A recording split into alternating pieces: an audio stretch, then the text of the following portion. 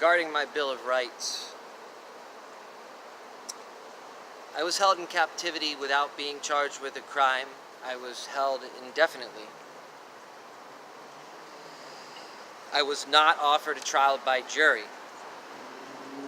On top of that, I had what I consider cruel and unusual, I don't know if it's unusual, but cruel punishment forced upon me.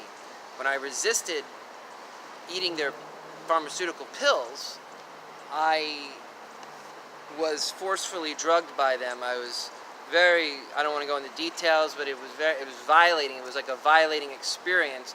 The drug effect was very painful. The experience itself was just being violated in that way was also, a painful experience in that capacity. I learned about the Bill of Rights while in public school, where I attended at Cumberland Valley High School in Mechanicsburg, Pennsylvania. So I know the Bill of Rights. I clearly asked the psychiatrist if these are the two reasons, or if these are the reasons why they labeled me mentally ill. And he replied, yes. One reason, that I claim this life's a repeat. Another reason, I claim there's something taking place which I refer to as the parent matrix trap. Basically, more than one individual playing certain characters in my life.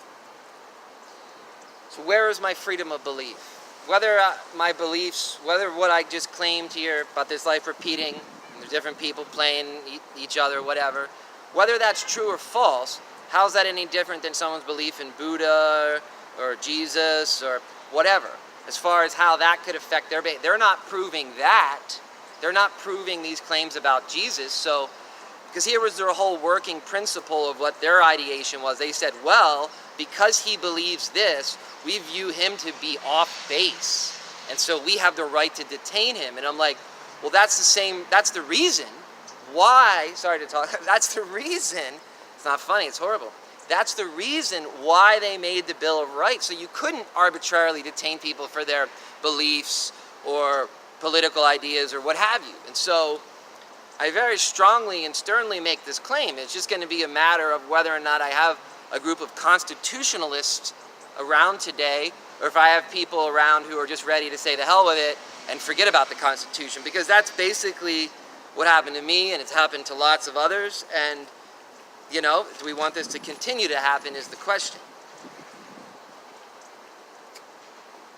The whole time I was detained, I told them, especially in the first place, I thought I was very boastful, and I was almost not I was like, you can't do this to me.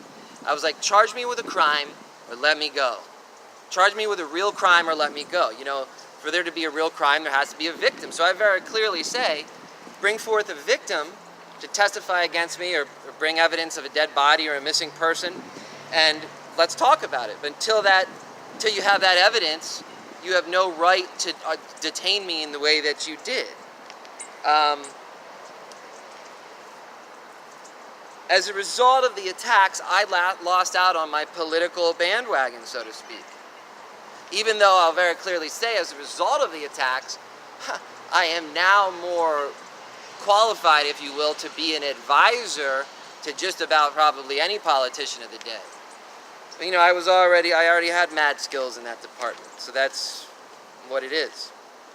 I'm not trying to be boastful any more than sometimes you know what your skills are. I lost my home. I lost out on career development. I lost financial security. I lost friendship. I lost romance type maneuvers. I was displaced. You lose a lot of energy and motivation. I worked hard my entire life. My dad, had a small landscaping business throughout my life, and that's one of the fondest memories of my childhood, or the best, most life-building experiences I had was working, doing hard physical labor, working beside my dad. And it's a shame. You live in America, you have the American dream of you want home ownership, and then someone comes along and violates a government violates this document, the Bill of Rights, and a guy like me who worked hard his whole life to attain what he attained, and I lost my home as a result of it. People underestimate, what I'm saying here sometimes, because this relates to a lot of people. I know that. And so, when I ask for these reparations here today on behalf of myself, I am asking people to open that door, not only for me, however, for others. I am not, or I have never been, on government disability payments or what have you, just to clearly state that. I am not mentally ill, and I ask for the people to help me obtain reparations as a result of what happened to me, as a result of this label being cast upon me, and then as a result of that label, practices that these state governments have in place today, I was violated as a result. And again, very clearly and concisely. Bill of Rights. I mean, you could talk about human rights, and I would on a larger spectrum. However, today we have the American Constitution. The United States of America has a Constitution, and there's a section of it called the Bill of Rights. And so that's what I point at.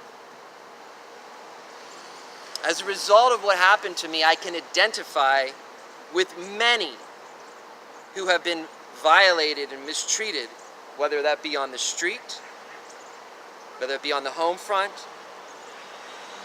or whether that be by the hand of a harsh government.